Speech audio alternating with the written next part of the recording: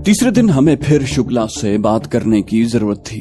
मैं जानता था परमा के मोबाइल फोन नंबर पर एजेंसी की गहरी नजर थी। जो ही मोबाइल ऑन होता हमारी जगह का पता चल जाता, मगर इसका हल मैंने सोचा हुआ था। परमा को सुकून आवर दवा खिलाकर उसके हाथ पांव हथकड़ी में जकड़े और हम बाहर निकल आए। उस दिन अपनी कार की बजाय हम रक्शे में बैठे। घंटे भर के सफर के बाद मैंने लौरा को एक भीड़ वाली जगह पर उतारा और खुद आगे बढ़ गया। 15 मिनट के बाद मैं दूसरे बाजार में उतरा और थोड़ा तलाश के बाद एक अवामी बैतुल खला में घुस गया। परमा का मोबाइल फोन ऑन करके मैंने बैतुल खला में ही छुपाया और बाहर आ गया। थोड़ी देर बाद मैं दूसरा रक्शा पकड़कर वापस जा रहा था। लौरा एक होटल में कोने वाली मेज पर बैठी मेरी मुंतजिर थी। होटल में इक्का दुक्का गाहक ही नजर आ रहे थे। मेरे पहुंचते ही लौरा ने मेरे लाए हुए तीनों मोबाइल में से एक ऑन किया और शुक्ला का नंबर मिलाने लगी। दूसरी घंटी पर कॉल वसूल कर ली गई। बगैर किसी तमहीद के वो मतलब की बात पर आई। क्या सोचा है? उसका जवाब सुनते ही वो दबे लहजे में गुर्राई। शायद तुम्हें नवासी अजीज नहीं है। थोड़ा रुक कर वो बोली, रकम कम नहीं हो सकती मिस्टर।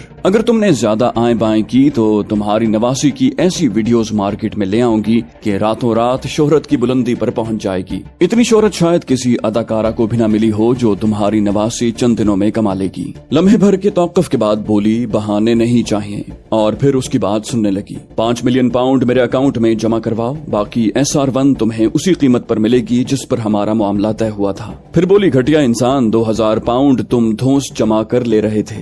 राइफल की असल कीमत 5000 पाउंड है। चंद लम्हे उसे सुनने के बाद वो हतमी लहजे में बोली, 5 मिलियन मेरे अकाउंट में जमा करवाओ और फी राइफल 4000 पाउंड डेविड को भेजो। राइफलें वो भिजवा देगा। अगर वहीं से खुद वसूलना चाहो तो भी कोई एतराज नहीं। और याद रखना, अब तुम्हारे पास मोहलत नहीं है। जरा से तौक़ुफ़ के बाद बोली, फिलहाल तो वो बिल्कुल ठीक है। अगर ताउन करोगे तो उसे खराश भी नहीं आएगी। 2 दिन पहले उसे मैंने जिस मकान में रखा था वहाँ चंद ओबाश लड़के पहुँच गए थे। उन्होंने परमा को छूने की कोशिश की, बल्कि उसकी कमीज फाड़ी और नतीजे में जान से गए। आइंदा भी उसकी तरफ उठने वाला हाथ तोड़ दिया जाएगा अगर तुम ताउन करोगे तो, वरना मैं खुद गुरोह दर गुरोह लड़के उसकी तन्हाई में भेजूंगी। और हल्का सा वक्फा लेकर उसने फिक्रा मुकम्मल किया। खैर, इसका तुम्हें खूब तजुर्बा है कि बंधी हुई बेबस लड़की के साथ क्या कुछ हो सकता है। लम्हा भर उसकी बात सुनकर वो नफरत से बोली, तुम्हारी घटिया आहोजारी सुनने का मूड नहीं है। तुम जैसे हरामी सदियों में पैदा होते हैं। हमारी तलाश की सरगर्मी खत्म करने में तुम्हारी भलाई है और अब डेविड के जरिए गुफ्तगू होगी। शुक्ला का जवाब सुने बगैर उसने राब्ता मुनक़ता किया। 200 का नोट निकाल कर मेज पर रखा। मोबाइल फोन भी वहीं छोड़ा और हम दरवाजे की तरफ बढ़ गए। वहाँ मजीद ठहरना खतरनाक हो सकता था। वापसी पर परमा सोती हुई मिली। मैंने कहा, मेरा ख्याल है मुंबई छोड़ने का वक्त आ गया है। लौरा चौंकी। क्यों? मैंने कहा, इसे शुक्ला के हवाले तो नहीं कर सकता और जहाँ तक मेरा ख्याल है रकम की अदायगी के बाद अगर उसे परमा न मिली तो जुनून में आकर कुछ भी कर सकता है। वो हंसी। अब कौन सा जुनून में नहीं है और ये ठिकाना काफी मुफीद रहा है। मेरा नहीं ख्याल यहाँ से जाना अक्लमंदी होगी। मैंने कहा, हमने शुक्ला का शिकार करने को मारा मारा फिरना है और इस खोली में परमा को मुस्तकिल नहीं रखा जा सकता। मुसलसल नशा आवर अद्वियात के ज़ेरे असर रखना भी नुकसानदेह है। अगले मरहले से पहले हमें परमा का मुनासिब बंदोबस्त करना होगा। वो शरारती अंदाज में बोली, गोली मार कर जान छुड़ा लो। मैंने कहा, मशवरा मांगा है, बकवास करने का नहीं कहा। वो बोली, पता नहीं मर्दों पर लड़कियों का ख्याल रखने का भूत क्यों सवार रहता है। वो मुझे छेड़ने से बाज नहीं आ रही थी।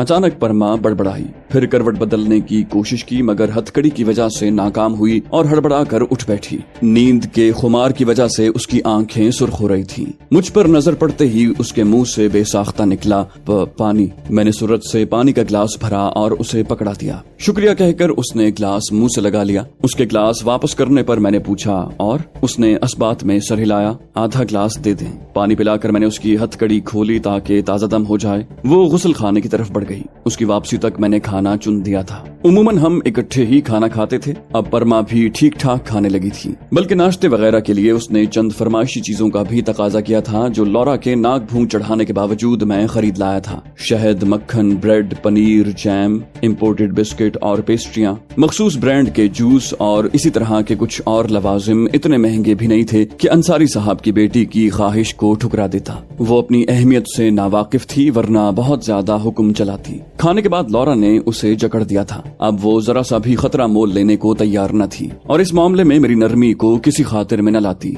चूंकि परमा के भागने की कबाहतें मेरे लिए भी अनजान और नाकाबिले फहम न थी, तभी इस मामले में लॉरा से इख्तिलाफ नहीं कर सकता था। खाने के बाद वो चाय या कॉफी जरूर पीती। खाना गर्म करने और चाय वगैरह बनाने को मैं छोटा सा गैस सिलेंडर खरीद लाया था। कॉफी बनाकर मैंने एक मग लॉरा और दूसरा उसकी जानिब बढ़ा दिया। कॉफी की चुस्की लेते हुए वो मुस्तफसिर हुई। आप कहाँ गए थे? मैंने जुमानी अंदाज में पूछा। किसने कहा हम कहीं गए थे? उसने बेहतरीन तज्जिया किया। बोली, नाश्ते के बाद मेरा इतना गहरी नींद, सो जाना और बमुश्किल खाने के वक्त आंख खुलना साबित होता है कि आपने चाय में मुझे सुकूनावर दवाई पिलाई थी, और ऐसा तभी किया जाएगा जब मुझे अकेला छोड़कर कहीं जाना हो। लॉरा ने आंखें निकाली। राजा क्या पूछ रही है? मुझे बताओ ताकि इसकी तबीयत साफ करूं। लॉरा को घूरते हुए मैंने सख्त लहजे में कहा, तुम्हारा आराम करना ज्यादा मुनासिब रहेगा। पर माँ मुताज्जिब हुई। ये हर वक्त मिर्चें क्यों चबाए रखती है? मैंने कहा, आपके नाना ने जो सलूक इसके साथ किया है उसके बाद ये पूछना अजीब है। हमें उर्दू में मसरूफे गुफ्तगू देख कर लॉरा लेट गई थी।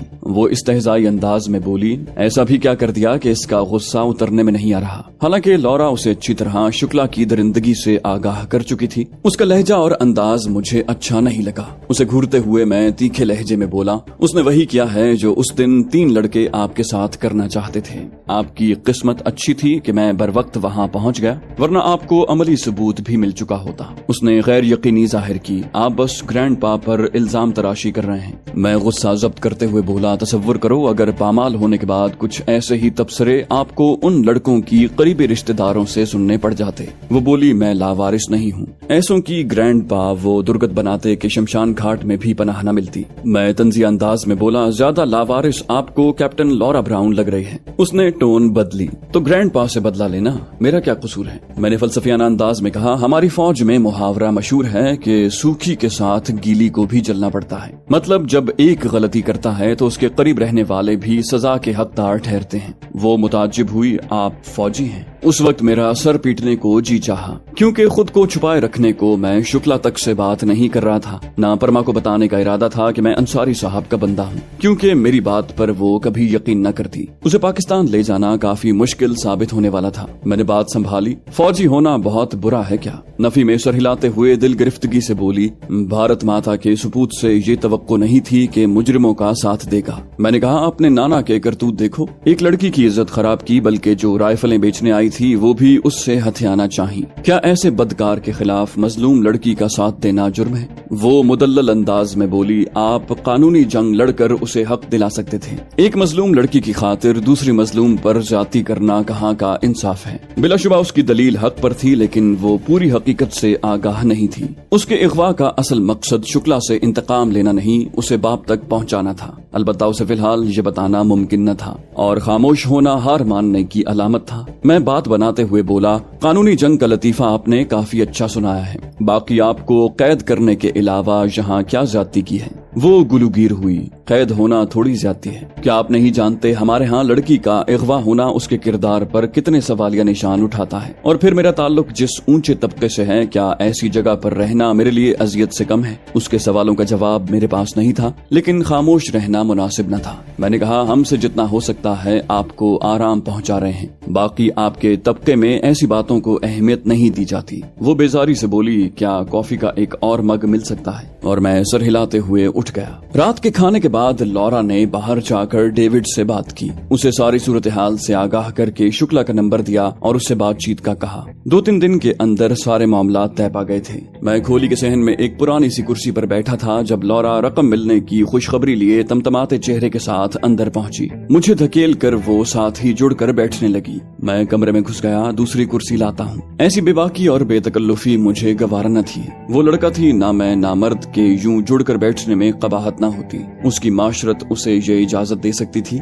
मेरा मजहब ऐसी बेहूदगी की इजाजत देने पर तैयार न था। जो ही कुर्सी लाकर सामने बैठा उसने नाक भूं चढ़ाई। लड़की तुम हो या मैं? तुम्हारी ऐसी हरकतें दिमाग खराब कर देती हैं। मैंने कहा, मेरे अफाल को दर्द सर बनाने की बजाय मतलब की बात पर आओ और बताओ इतना खुश क्यों हो? एकदम उसका मूड ठीक हुआ। कुर्सी आगे खिसकाकर उसने मेरा हाथ पकड़ा और मुसर्रत भरे लहजे में बोली, शुक्ला ने अदायगी कर दी है। मैंने खुशी जाहिर की, मुबारक हो। वो तफसील बताने लगी जिसका लुब्बे लुबाब ये था कि लॉरा के अकाउंट में उसने सिर्फ 1 मिलियन पाउंड भेजे थे। लौरा के लिए वो रकम भी गनीमत थी। डेविड को फी राइफल 3,500 पाउंड की अदायगी हुई थी और एक राइफल पर 1,500 पाउंड का मुनाफा काफी था। यूं भी राइफलें उनके लिए निरा दर्दसर ही थी। जो ही अदायगी हुई, लौरा ने डेविड को गायब हो जाने का कहा। छुपने का मकाम उन्होंने पहले से चुना हुआ था। उसी दिन डेविड बर्तानिया से रफू चक्कर हो गया था। अलबत्ता लौरा शुक्ला को अंजाम तक पहुंचाने की मुतमन्नी थी। तफसील बताकर उसने खुलूस से पूछा, बताओ कितनी रकम चाहिए? मैंने हैरानी जाहिर की, किस लिए? वो बोली, बिलाशुबा तुम्हारा साथ न होता तो कामयाब न हो पाती।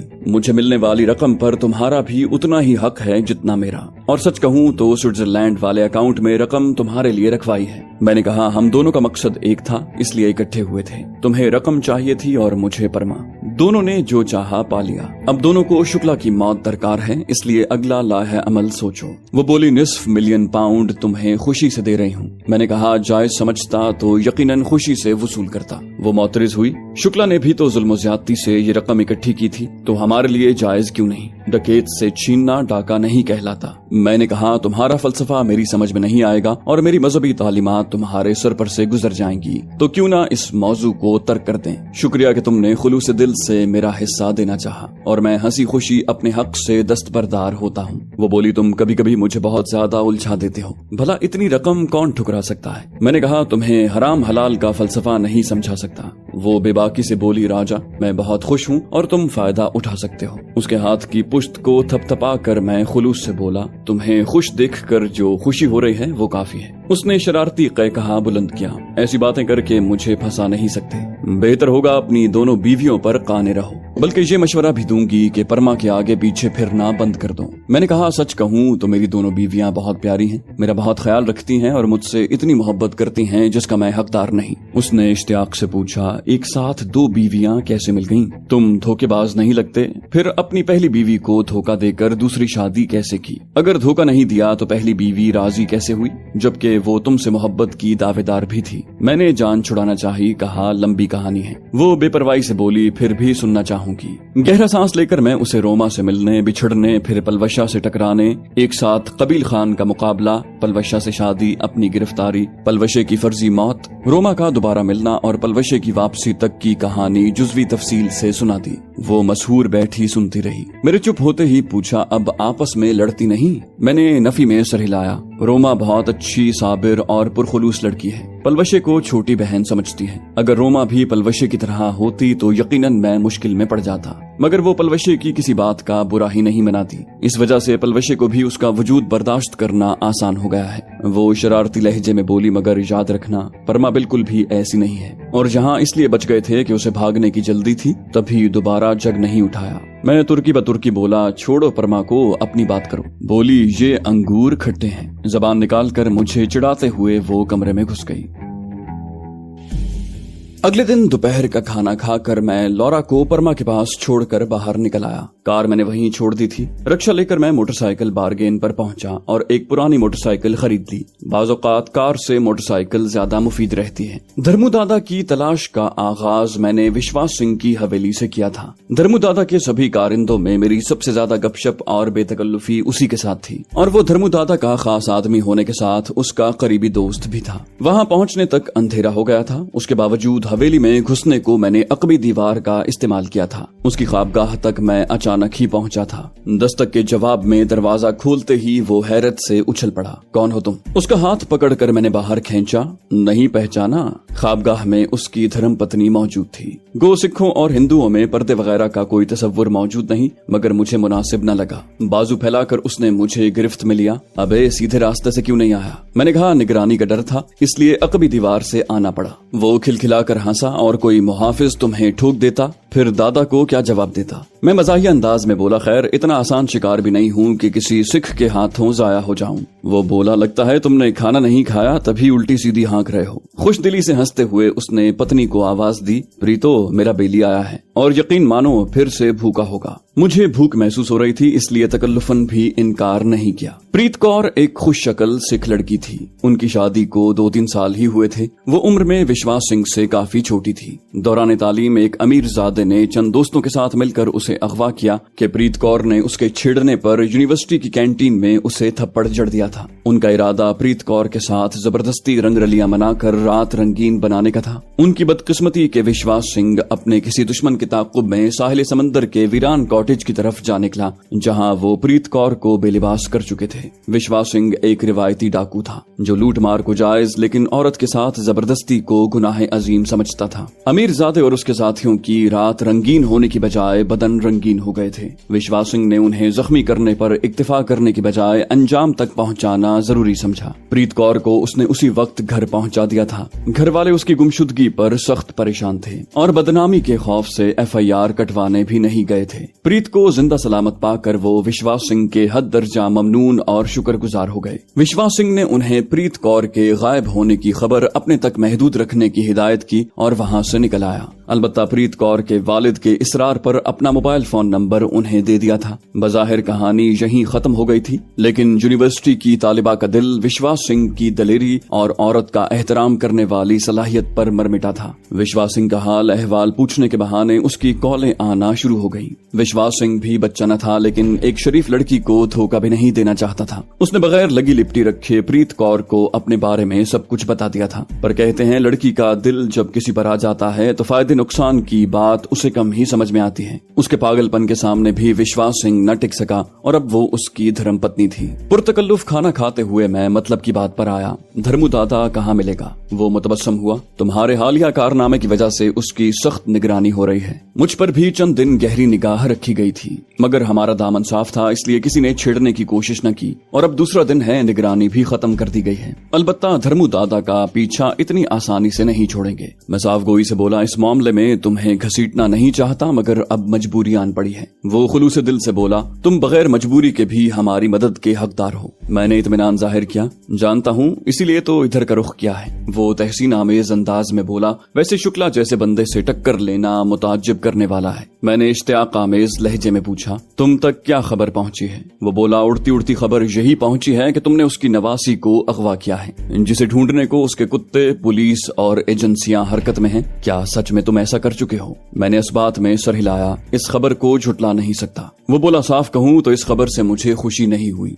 मर्दों की लड़ाई में मजलूम लड़की को घसीटने को मैं मर्दानगी नहीं समझता। मैं मुतबस्सम हुआ, बिल्कुल सही समझते हो। वो उलझन आमेज लहजे में बोला, तुम्हारे कौल और फेल के तजाद को क्या नाम दूं, जबकि तुम खबर की तस्दीक भी कर रहे हो। मैं इत्मीनान से बोला, मैंने खबर के सच्चे होने का इतराफ किया है। ये कब कहा है कि तुम तक मुकम्मल खबर पहुंची है, और अधूरी बात से गलत नतीजा तो निकलेगा ना। उसने मुंह बनाया, फिर तुम ही खबर और नतीजे में मुताबिकत पैदा कर दो। मैंने मिसाल देते हुए पूछा, अगर अल्लाह पाक तुम्हें बेटी की रहमत से नवाजे और फिर इंडिया सरकार तुम्हें किसी जुर्म की वजह से पकड़ना चाहे, मगर तुम प्रीत कौर भाभी की मदद से इंडिया से निकलने में कामयाब हो जाओ, तुम्हारा ससुर अपनी बेटी के फेल को शौहर से वफादारी की बजाय मुल्क से गद्दारी गर्दानते हुए उसे कत्ल करवा दे, और तुम्हारी बेटी को अपनी सरपरस्ती में लेकर उसके दिलो दिमाग में ये गलत फहमी भर दे कि उसकी माँ को तुमने कत्ल किया है, साथ ही उसे सिख की बजाय हिंदू बना दे। तुम बेटी की वापसी का मुतालबा करो और वो तुम्हें खरी खरी सुना दे, तब तुम क्या करोगे? वो बोला, सिख अगर इतने अक्लमंद होते तो उन पर लतीफे न बनते। आज ये बात ठीक लग रही है। तुम बुझारतों की बजाय साफ साफ बताओ क्या कहना चाहते हो। मैंने कहा, कोई बुझारत नहीं है, जो तमसील दी है उस पर अपना रद्द अमल बयान करो। वो बोला, मेरी बीवी को कत्ल करने वाला चाहे उसका बाप क्यों ना हो, मेरे हाथों अंजाम को पहुंचेगा, और मेरी बेटी की परवरिश मेरा हक है जो मैं बीवी के अलावा किसी को तफवीज नहीं कर सकता, इसलिए उसके हुसूल को कोई दकीका फरोगुजाश्त नहीं करूंगा। बाकी उसके मजहब पर डाका डालना और उसे मुझसे मिलने से रोकना हर फेल ऐसा है कि जिम्मेदार का कत्ल होना बनता है। मैंने नतीजा निकाला, अल्लाह तुम्हें हिदायत दे, यही काम मैंने किया है। वो मुताज्जिब हुआ, शुक्ला तुम्हारा सुसर तो नहीं हो सकता। मैं इत्मीनान से बोला, शुक्ला जिसका सुसर है मैं उसका नुमाइंदा हूँ, बाकी लड़की बिल्कुल महफूज है। उस पर कैद होने के अलावा कोई जुल्म ज्यादती नहीं हुई और उसे कैद में रखना मेरी मजबूरी है ताकि बाहिफाजत उसे वालिद तक ले जाऊं। उसके चेहरे पर मुसर्रत भरी चमक उभरी। बोला, यकीन मानो चंद चंद दिन के साथ में तुम्हें गयूर, हौसला मंद और जर्री पाया था, लेकिन एक लड़की के इगवा पर मुझे सख्त एतराज था। अब तुमने मेरे दिल का बोझ हल्का कर दिया है। मैंने कहा तो काम की बात करें। वो बोला जो काम धर्मू दादा के जिम्मे लगाना है मुझे बता दो, उसे मिलना मुनासिब न होगा। मैंने कहा परमा को चंद दिन संभालना है, कोई ऐसी जगह जहाँ शुक्ला के आदमी और मददगार न पहुँच सके। वो मुस्तफसिर हुआ, परमा मगविया का नाम है। मैंने इस बात में सर हिलाया। हाँ। वो बोला समझो ये काम तो हो गया, और कुछ? मैंने कहा बस अच्छी सी चाय पिला दो। वो हंसा, इस काम में तुम्हारी भाभी से बेहतर कोई हो ही नहीं सकता। और फिर बीवी को आवाज देने लगा, ओए प्रीतो, फिर तुम्हारी जरूरत पड़ गई है। चाय पीने के दौरान और बाद में हमारी गुफ्तगू जारी रही। सारी तफसीलात तय करके मैंने वापसी को पर तोले। विश्वास सिंह बोला रात यहीं कर लेते। यकीन मानो तुम्हारी भाभी देसी घी के पराठे बहुत अच्छे बनाती है। जब घर की लस्सी और साग भी मिल जाए तो क्या ही कहने। मैंने कहा ऐसे लालच न दो विश्वास सिंह, ये न हो मिशन पसे पुष्ट डालकर यहीं पक्के डेरे डाल लूं। वो खुलूस दिल से बोला, इससे बड़ी खुशी क्या हो सकती है। मैंने नफी में सर हिलाया, यहाँ रहना मुनासिब नहीं है, तुम बस कोई खुफिया राब्ता नंबर दे दो, क्योंकि मैं नहीं चाहता कि तुम्हारा फोन नंबर अंडर ऑब्जर्वेशन हो और हम सब फंस जाएं। वो बेतकल्लुफी से बोला, प्रीतो का नंबर दे देता हूँ। मैंने कहा तुम हर वक्त उसके पास तो नहीं होते। वो इत्मीनान से बोला, वो कॉल करके मुझे मुत्तला कर सकती है। मैंने कहा ठीक है, कल का दिन तुम इंतजाम और इंसराम का जायजा लो, परसों इंशाल्लाह हम वहीं पहुंच जाएंगे। मैं प्रीत कौर भाभी का मोबाइल फोन नंबर लेकर उससे अलविदाई मुआनिका करके निकल आया। बाहर निकलने को भी मैंने दरवाजा इस्तेमाल नहीं किया था। वापसी पर परमा मुझे नींद में नजर आई। लौरा टीवी देख रही थी। नकली दाढ़ी, बड़ी मूछें वगैरह उतार कर मैं असल हुलिये में आया कि मेकअप में मुसलसल रहना बेचैनी और कोफ्त भरा था। दिन भर की कारगुजारी मुख्तसरन सुनाकर मैंने परमा को विश्वास सिंह के पास पहुंचाने का पूछा। लौरा बेनियाजी से बोली, अब मेरे लिए मिस परमा की कोई अहमियत बाकी नहीं रही। इसे आजाद करते हो, बेचते हो या कहीं छुपाते हो, ये तुम्हारा दर्द-ए-सर है। मैं भिन्नाते हुए बोला, कर्ज नहीं मशवरा मांगा है। वो खिलखिलाकर हंसी। शुक्ला के खिलाफ मैदान में उतरने को जरूरी है कि परमा का दुम छल्ला हमारे साथ न हो। उसी वक्त दरवाजे पर जोरदार दस्तक हुई। हम हैरानी से उछल पड़े। पिस्तौल के जेब में होने की तसल्ली करके मैं दरवाजे की तरफ बढ़ गया। लौरा भी मेरे साथ थी। उसकी नजर दीवारों पर थी। मैंने दरवाजे के करीब जाकर पूछा, कौन? जवाब न मिलने पर मेरे आसाब तन गए थे। कौन है? मैंने दोबारा जबान खोली। अचानक मोबाइल फोन की घंटी ने मुतवज्जे किया। एक बार तो उछल कर मैं पीछे हटा। मोबाइल फोन दरवाजे की निचली दर्ज से किसी ने अंदर खिसकाया था और अब उसी पर कॉल आ रही थी। मोहतात अंदाज में मोबाइल उठाकर मैंने कान से लगाया। हेलो। एक सर्द लहजा मेरी समातों में गूंजा, तुम्हें ढूंढ लिया गया है और तुम्हारे पास भागने को 5-10 मिनट से ज्यादा वक्त नहीं है। मोबाइल फोन गंदे नाले में फेंक देना। एक ही सांस में इत्तला, मंसूबा और हिदायत सुनाकर उसने राब्ता मुनक़ता कर दिया। इत्तला ऐसी न थी कि मैं तफसील पूछने में वक्त जाया करता। मेरे खुफिया खैर खाहों के पास वजाहतों का वक्त था, न मेरे पास सुनने की मोहलत।